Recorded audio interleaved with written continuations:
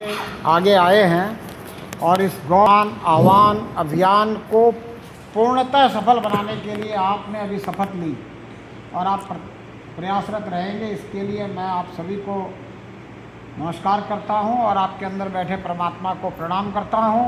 आपको बहुत बहुत साधुवाद देते हुए मैं अपने आप को हर्षित महसूस करता हूं। आपको बहुत कुछ बताने की ज़रूरत नहीं है। आपकी जो भी प्रक्रिया है वो सब आपके उज्ज्वल जी ने आपको समझा दी है, बता दी है आपको क्या क्या करना है, कैसे करना है। मैं सिर्फ छोटी सी 2-4 बातें बताऊंगा। जैसे अभी हमारे ये सज्जन 3 साल कह रहे हैं पर्यावरण को बचाने के लिए। मैं आपसे कह रहा हूं आपके पास सिर्फ 2 साल है इस राष्ट्र को बचाने के लिए। राष्ट्र बचेगा तो सब कुछ रहेगा। सिर्फ 2 साल है राष्ट्र को बचाने के लिए। संतों ने 2 ही साल का समय माना है।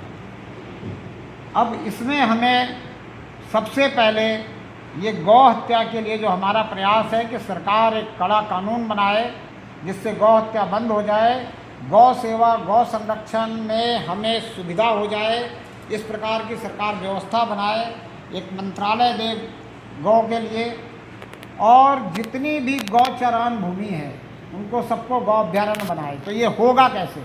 हमने सबने जो है ये प्रारूप समझ लिया है कि हमें सिग्नेचर करवाने हैं। तो कुछ लोगों का कहना ये था कि 30% 36% लोगों का सिग्नेचर मिल जाएगा तो हम सरकार से सकते हैं। पर सरकार की तरफ से हमारे योगी जी, जिनको हम गाय वाला कहते हैं और प्रधानमंत्री को चाय वाला कहते हैं, इस गाय वाले ने एक हमें वीडियो के माध्यम से हमारे तक एक बात पहुंचा दी है कि जब 100 करोड़ भारत की जनता चाहेगी तभी ऐसा हो सकता है। क्यों? क्योंकि ये संविधान में जब तक बहुमत जनमत सिद्ध नहीं होता तब तक कोई कार्य नहीं होता। और कितना जनमत चाहिए? 2/3। तो 2/3 कितना होता है? हमारा 100 करोड़। तो अब सिर्फ कहना इतना है कि अपने अपने तहसील से प्रत्येक व्यक्ति का सिग्नेचर चाहिए। एक भी व्यक्ति छूटना नहीं चाहिए जो गौ प्रेमी है, धर्म प्रेमी है, प्रभु प्रेमी है। कोई व्यक्ति ऐसा नहीं मिलना चाहिए जो कहे कि हमारे तक तो कोई आया नहीं या हमें खबर नहीं मिली या हमें तो पता ही नहीं चला, क्योंकि ऐसा बहुत से लोग कहते हैं बाद में। तो हमें ये प्रयास करना है कि हम अपने तहसील के अंतिम व्यक्ति तक ये बात पहुंचा दें। हम अकेले तो पहुंचा नहीं सकते, तहसील प्रभारी नहीं पहुंचा सकता। तो हर तहसील प्रभारी को अपने गाँव में और वार्डों में एक एक प्रभारी नियुक्त करना ही है। वो आप करेंगे। उसके बाद भी एक व्यवस्था संतों ने ये बताई कि हमारी मातृशक्तियाँ जो हैं, बहुत सारी मातृशक्तियाँ हमारे साथ भी थीं। अभी एक मातृशक्ति बैठी हुई हैं। हमारी जो मातृशक्तियाँ हैं वो घर घर जा कर के इस हस्ताक्षर अभियान में हस्ताक्षर करवा सकती हैं। और वो घर पे जाएँ 3-4 अपने मोहल्ले में, अपने वार्ड में, तो आसानी से हो सकता है ये कार्य। और सुबह 2 घंटा और शाम को 2 घंटा भी अगर ये कार्य करें तो 20 तारीख तक ये कार्य पूरी तरह से संपन्न हो सकता है। और 20 तारीख के बाद हमें उन सारे पेपर को कलेक्ट करके और तैयार कर लेना है 25 अप्रैल तक, कि हम 27 अप्रैल को वो सारे पेपर्स ले करके पहुँच जाएँ अपने तहसील में, SDM कार्यालय में, तहसीलदार के पास। और उसके लिए जो व्यवस्था बनानी है वो व्यवस्थाएं भी आप लोग अपने अपने तहसील में बनाओगे कि कहाँ से कितने लोग तहसील में पहुँचेंगे। हर गांव से कुछ लोगों से निवेदन करना है आने के लिए। आप कहोगे लोग नहीं आएंगे, जैसे ये बता रहे थे ना सुबह कहानी कि सबको 1-1 लोटा दूध ला रहा था और सबने एक ही बात सोच ली कि सभी तो दूध लाएंगे ही। मैं अगर 1 लोटा पानी ले जाकर उस ड्रम में डाल दूँ तो उस दूध में पानी मिल जाएगा, कुछ पता नहीं चलेगा। और फिर क्या हुआ? सबने पानी लाना शुरू किया, सबने यही सोच लिया। तो ऐसे अगर हम भी सब ऐसे ही सोचेंगे कि भाई अधिक से अधिक लोग तो पहुंच ही रहे हैं, मैं एक नहीं पहुंचा तो क्या हुआ, तो सब रह जाएंगे और बहुत कम लोग पहुंचेंगे कुछ लोग, बहुत कम लोग पहुंचेंगे। और जो हमारी वहाँ दिखनी चाहिए संख्या बल वो नहीं दिख पाएगी। तो इसलिए प्रयास ये करना है कि अधिक से अधिक अपने तहसील में संख्या बल दिखानी है। जो हम लोगों ने, संतों ने तय किया है, जो हमारे को आशा है कि एक तहसील में कम से कम 10,000 लोग तो पहुँचे, 10,000 लोग दिखे तहसील में अगर 2 लाख लोगों की आबादी है, सिग्नेचर अगर 1,80,000 के होते हैं तो 10,000 लोग कम से कम पहुंचने चाहिए। 10,000 लोग कितने हुए? 5%। अगर 5% लोग भी नहीं पहुंचे तो फिर उसका कोई असर नहीं पड़ेगा। अब ये है कि 27 अप्रैल तक कुछ तहसीलें अपना संपूर्ण रूप से हस्ताक्षर करवा करके और तहसीलों में दे देंगी, पर ये भी हमें पता है कि कुछ तहसीलें बाकी रह जाएंगी, वो पूर्णता से हस्ताक्षर नहीं ले पाएंगी, क्योंकि अभी तक बहुत सारी तहसीलों में, बहुत सारे भारत के ज़िलों में ये कार्य शुरू ही नहीं हुआ है। रुचिकर लोग नहीं मिल रहे हैं, लोगों को बात समझ में नहीं भी आ रही है। कुछ लोग इस बात से परेशान हैं कि इस तरह की बातें सब उठती रहती हैं और फिर कुछ एक नई संस्था बन जाती है, एक संगठन बन जाता है, एक संघ बन जाता है। हम संतों का कहना है कि संगठन बनेगा, संघ बनेगा, संस्था बनेगी, और बनेगी तो बेहतर लोगों की बनेगी, ऐसे लोगों की बनेगी जो राष्ट्र हित में काम करने के लिए तैयार हो जाएंगे, जो गौ हित में अभी काम करने के लिए तैयार हैं, और ऐसा संगठन बनना चाहिए। फिर भी ये मानना है कि 27 अप्रैल तक बात नहीं मानी जाएगी तो फिर जिला स्तर पे जिन तहसीलों से कार्य नहीं हो पाएगा, जिन तहसीलों में कम रह जाएंगे हस्ताक्षर, उनमें हमको करवा करके और ज़िले में, पूरे ज़िले के पूरे हस्ताक्षर पहुंचाने हैं। फिर भी संतों का मानना है कि कुछ ज़िलों में फिर भी काम कहीं ना कहीं कम रहेगा, क्योंकि लोगों की हमारी ऐसी बात है और हमें भी ऐसे सोचते हैं कि गृहस्थ को जितना समय दे सकता है अपना देगा, उसके बाद भी अगर कुछ रह गया, क्योंकि समय निश्चित है, तो समय निश्चित तक अगर कार्य नहीं हो पाया कुछ, तो उसके लिए 27 अक्टूबर को राज्य की राजधानी तक तो कार्य को पूर्णता में ले ही आना है। जितने भी हमें हस्ताक्षर करवाने हैं वो पूरे करवाने ही हैं, यानी कि 27 अक्टूबर तक 100 करोड़ हस्ताक्षर पूरे होने हैं। तो हमने अगर अपने तहसील में पूर्ण कर लिए हैं, तो हमें अगर दूसरे तहसीलों में जा कर के काम करने का समय है तो आगे फिर वो भी हमें करना पड़ेगा, मेहनत करनी पड़ेगी।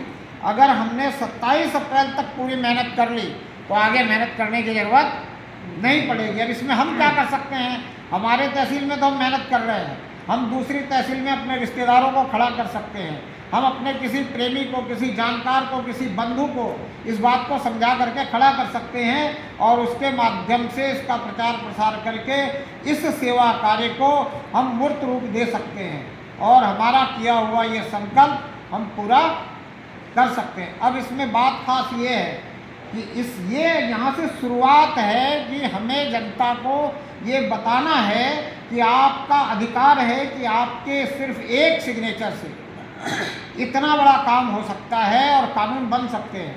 तो उसके बाद इस राष्ट्रहित के लिए भी हमें कुछ कानून बनवाने हैं, जिसमें आपको पता है जनसंख्या नियंत्रण कानून बहुत ज़रूरी है। उसका कारण आपको पता है, चूँकि यहाँ उसके विषय में कोई चर्चा नहीं करनी है, इसलिए अभी दूसरा जो कानून बनवाना उसकी बात करेंगे, समान नागरिक कानून। तीसरा जो है वो कॉल टू रिकॉल। ये 3 कानूनों के बनाने में किसी को किसी प्रकार की कोई तकलीफ नहीं है। इसके आगे जो भी कुछ हमें बनवाना होगा तो हम कर सकते हैं, बनवा सकते हैं। इसमें एक महत्वपूर्ण कानून जो है वो ये है कि 20% 30% वोट से जो हमारे जनप्रतिनिधि, सांसद, विधायक और सरपंच और जो भी चेयरमैन वगैरह बन जाते हैं या पार्षद वगैरह बन जाते हैं, तो जहाँ जहाँ 20% लोग एक यूनिटी वाले हैं वो उन्हीं के बनेंगे और उनके साथ कुछ और लोग मिल जाते हैं तो उनके बन जाते हैं। तो जहाँ 301 यूनिटी वाले लोग हैं और 700 दूसरे हैं, वहाँ उनके पार्षद बन जाते हैं 1000 लोगों के वार्ड में। अब उसको रोकने के लिए भी एक कानून की ज़रूरत है। क्यों? क्योंकि जो 30% लोगों का प्रतिनिधि है वो 70% लोगों का नहीं है, तो वो फिर नागरिकों का प्रतिनिधि तो नहीं हुआ, वो तो एक यूनिटी का प्रतिनिधि हो गया, एक वर्ग विशेष का प्रतिनिधि हो गया। तो इसको रोकने के लिए हम एक कानून लाना चाहते हैं कि जो भी हमारा प्रतिनिधि हो वो कम से कम 50% मत का हो। अब इसमें कई लोगों को ये लगता है कि भाई ये होगा कैसे, इतने लोग उठते हैं तो एक को 50% कैसे मिलेगा? तो इसके लिए 2 बार इलेक्शन करवाना पड़ेगा और जनता के पैसे से सरकार चलती है। और जनता अगर चाहे तो चुनाव आयोग को दोबारा री इलेक्शन करवाना पड़ेगा। तो जो 10, 12, 15 लोग तैयार होते हैं इलेक्शन में प्रतिनिधि बनकर के, उनमें से जो 2 ऊपर के होंगे उनमें फिर इलेक्शन करके और फिर हमें 50% वोट से जो जीतेगा उसी को प्रतिनिधि मानने का अधिकार भी मिलना चाहिए। इसकी भी हमें व्यवस्थाएं आगे आगे बनानी है।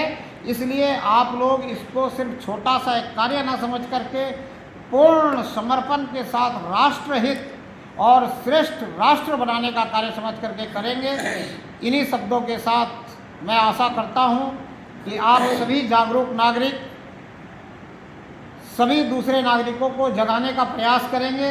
कहते हैं हिंदू जागेगा तो क्या करेगा, हिंदू जागेगा तो सोए हुए सभी हिंदुओं को जगा देगा। हमने अभी एक बात देखी कि एक हमारी मातृशक्ति ने जोत से काटी जला करके जोत को जला दी, और हमारा सिद्धांत भी यही है कि जोत से जोत को जलाओ।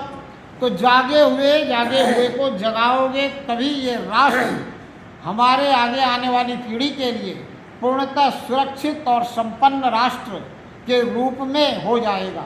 और अगर ये कार्य हम कर पाएँ और ये राष्ट्र संपन्न और सुरक्षित राष्ट्र बन गया तो इसी राष्ट्र का अनुकरण करते हुए और भी कई राष्ट्रों में सुधार होने की संभावना है। तो हम जो आशा रखते हैं कि भारत विश्व गुरु बने, तो भारत हर क्षेत्र में विश्व गुरु बनना चाहिए। तो इस क्षेत्र में तो आपकी थोड़ी सी मेहनत से और सतर्कता से ये भारत विश्व गुरु बन जाएगा। इस प्रकार से हमें कार्य करने की आवश्यकता है। और मैं ये समझता हूँ कि आपको जागरूक देखते हुए, जागा हुआ समझ करके आप इस कार्य में लगेंगे और सभी को जगाएंगे। ऐसी मनसा और ऐसे हृदय के अपने भाव आप तक रखते हुए आपको पुनः प्रणाम करता हूँ। आपके अंदर बैठे हुए परमात्मा को प्रणाम करता हूँ। एक बार जयकारा लगाएंगे। परमपिता परमात्मा की जय, भारत माता की जय, गौ माता की जय, गौ माता की जय, गौ माता की जय, गौ माता की जय, गौ माता को सम्मान मिले। हम गौ माता का 3 बार नारा लगाएंगे। गौ माता कहीं भी गौ माता की सेवा हो, गौ माता की सुरक्षा हो, गौ माता को सम्मान मिले, क्योंकि हमारा अभियान सेवा, सुरक्षा और सम्मान का अभियान है। इन्हीं शब्दों के साथ आप सभी को नमस्कार।